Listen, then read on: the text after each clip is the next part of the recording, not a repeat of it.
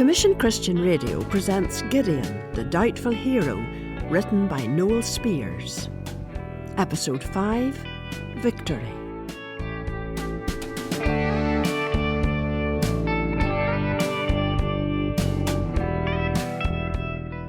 Gideon, son of Joash, had been chosen by the Lord God to lead the Israelite army to protect the nation from the Midianites. It proved a difficult and uphill struggle to raise an army, and Gideon needed constant assurance from the Lord that he would free his people. One of Gideon's concerns was, would there be enough soldiers in his makeshift army to have a chance against the Midianite thousands? Gideon was even more concerned when he spoke to the Lord about it. Yes, Gideon, your army is too large, much too large. But Lord, I've been to see it. The Midianites are camped in another valley. It's an enormous force. I wasn't able to count them. They are as many as the grains of sand on a beach. Yes, I know what you saw. But don't forget, you are not alone. I've told you before, the army of the nation of Israel is not going into battle by itself. Yes, Lord, you and your strength will be alongside us, but... Remember that, Gideon. You are not alone. Dear Lord, just help me to place my faith in you. That is my prayer. Yes, Gideon, I am with you. Now go in peace of mind. I could not understand why Gideon chose to reduce the army. It seemed ridiculous. I had to find out what was in his mind. But why, sir? Why? It seems foolhardy from any angle. The Midianites have thousands of soldiers, most of them highly trained. Most of ours were farmers or labourers. They've almost no training in warfare. Most of them are frightened of the enemy too. Morale is low. So people are already asking, why is Gideon sending about 2/3 of the Israelite army back home? I will tell you. Last night you and I saw how immense the Midianite army was. Yes, so enormous that no one could count it. Last night we brought the men together into the valley of Harod. Our army doesn't look as if it has any chance of victory. And yet you've sent home 20,000 of them, the ones who were mostly worried or fearful. 2/3 of the total. Are you sure about this? Yes, I'm sure. Here is what God said to me. Gideon, here is what I want you to do. Listen carefully. I want you to watch the rest of your soldiers drinking water, and then you will know what to do when I tell you. The next day, Gideon issued his orders. I was even more puzzled when Gideon told the men what he wanted to do. We'll march down to the stream, and you'll all take a drink of water, one by one. What's the point of that, Gideon? Don't argue. Just do it.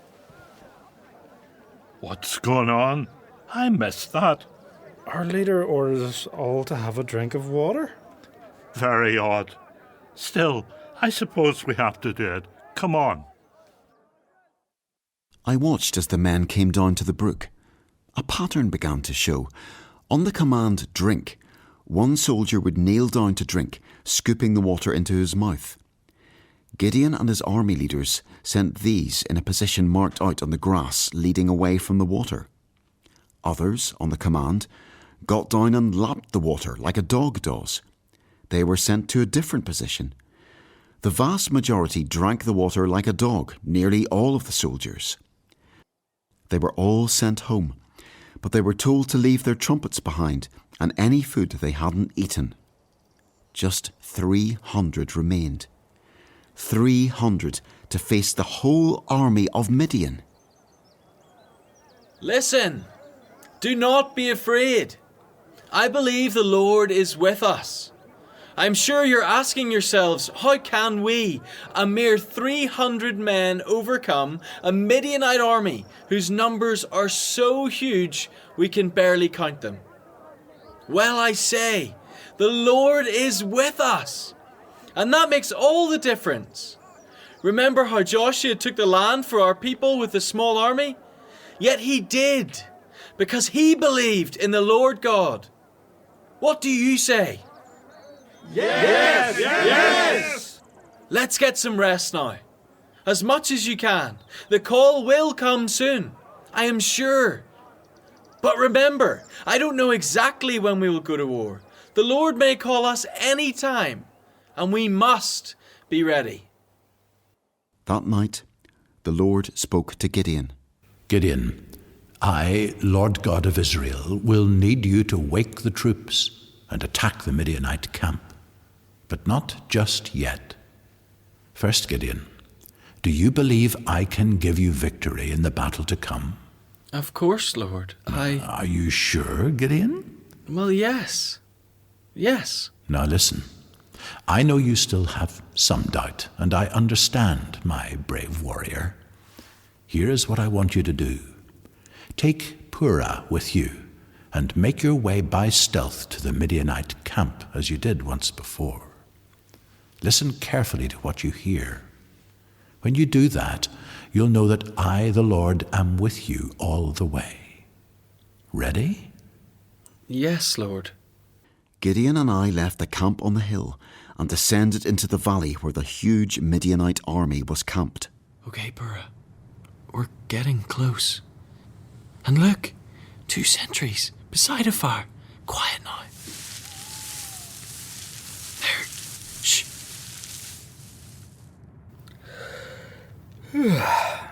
What a night. I wonder how long we have to stay here.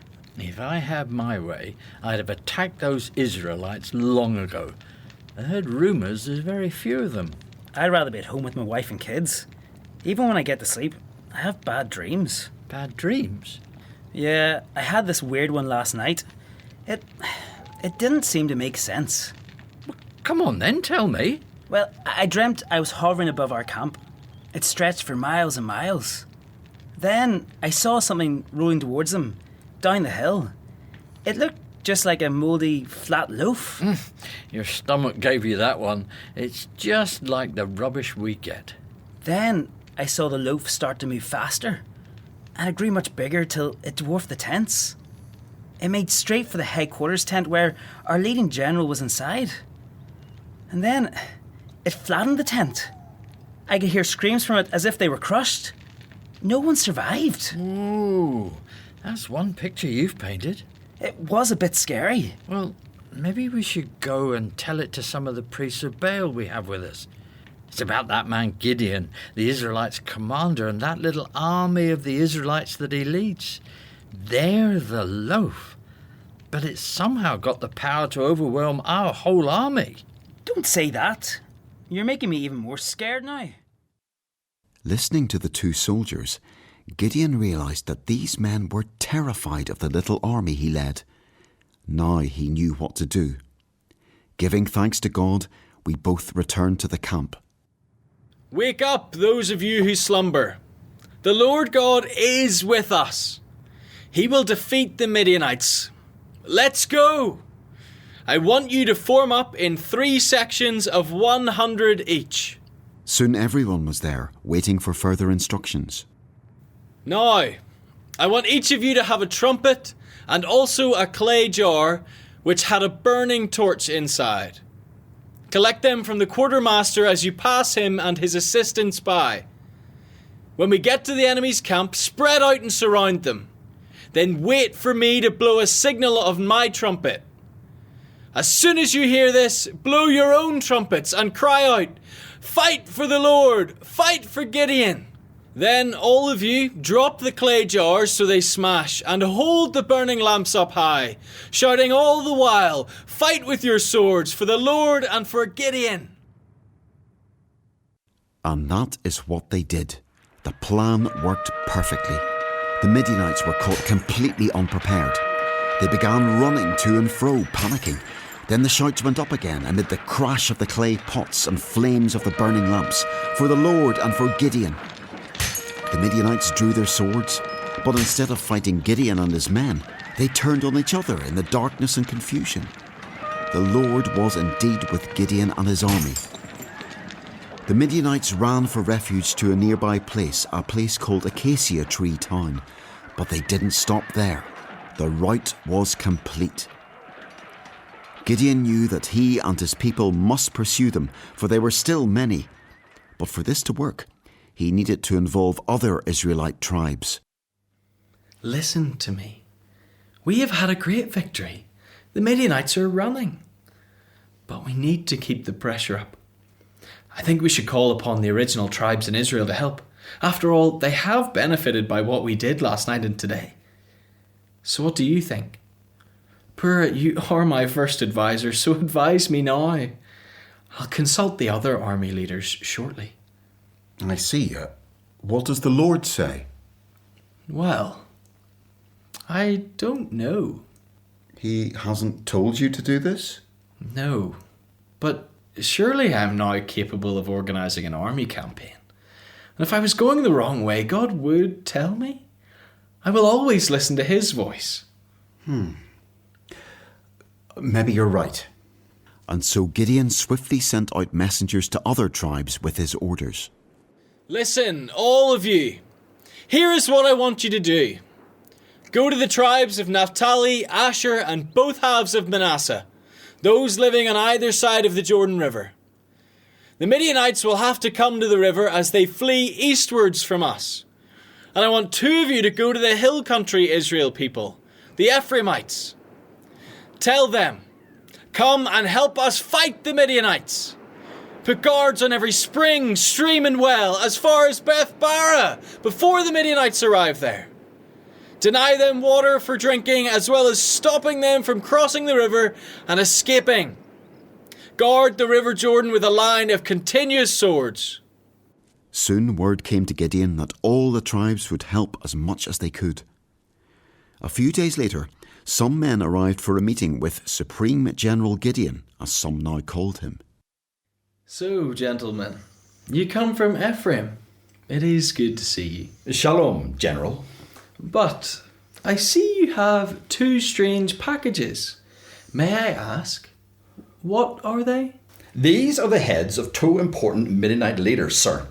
We fought them and killed them. Their names were Raven and Wolf. We killed Raven on a large rock on the east side of the Jordan River. We renamed it Raven Rock. Likewise, this object is the head of one called Wolf. We got him near a wine press, so we've named it Wolf Wine Pit. That's excellent. You've done well. Gone even further than I said in my orders. Well, I'm glad you mentioned that. Why so? Well, many of our tribe wonder why you didn't ask for our help earlier, when you went to war against the Midianites. You only came to us when the battle was half over. Oh, for goodness sake. I couldn't get round everybody, and there was a clear and present danger to all our lives. Oh, nevertheless, Gideon. General Gideon, to you. Oh, my apologies, sir. But I'm also speaking for all our people. They feel left out. Look, gentlemen, I promise you, I do see your point. Don't let's get upset. Let me say this. Even though you did admittedly come late to the war, you were able to do much more than I could have done. And as well, God chose you to capture and eliminate the Midianite leaders Raven and Wolf. I didn't do a thing compared to your work. Shall we be friends again? Oh, yes. Let's move forward. Move forward, yes. Together, from here. Together, from here onward. Gideon realised that he needed the tribes of Israel to support him. Yet he made this decision, and others, without talking to the Lord, as far as I could tell. And after the early victories, things began to go wrong for Gideon, and ultimately, personal tragedy followed. In Gideon the Doubtful Hero, Gideon was played by Luke Sherwin and Pura by Mark Clanny. Other parts were played by members of the Commission radio drama team. The play was produced at Commission Studios in Belfast, Northern Ireland. Episode 6 is entitled Falling Away.